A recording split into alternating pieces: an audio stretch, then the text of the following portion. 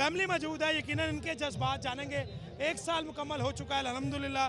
Sir मुझे बताइएगा, मार्का हक बुनियानुल मरसूस ऑपरेशन अल्हम्दुलिल्लाह पाकिस्तान को कामयाबी मिली और आज यहाँ पर रंगारंग तकरीब भी रखी गई है और 1 साल मुकम्मल हो गया। क्या जज्बात हैं, क्या कहना चाहेंगे अपनी पाक अफवाज को और भारत को क्या मैसेज दें? हम अपनी पाक फौज के साथ शाना बशाना हर टाइम खड़े होंगे। जब भी कभी मुश्किल वक्त आएगा हम उनके साथ पाएंगे और इसी तरह इंडिया को हम भरपूर जवाब देते रहेंगे ताकि वो पाकिस्तान को मैली आंख से देख ना सके।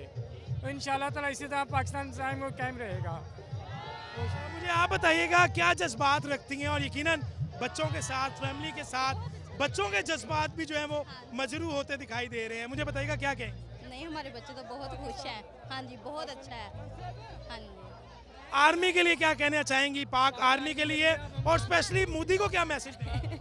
पाक आर्मी जिंदाबाद है और मोदी को इस चीज़ का तो पता होना चाहिए।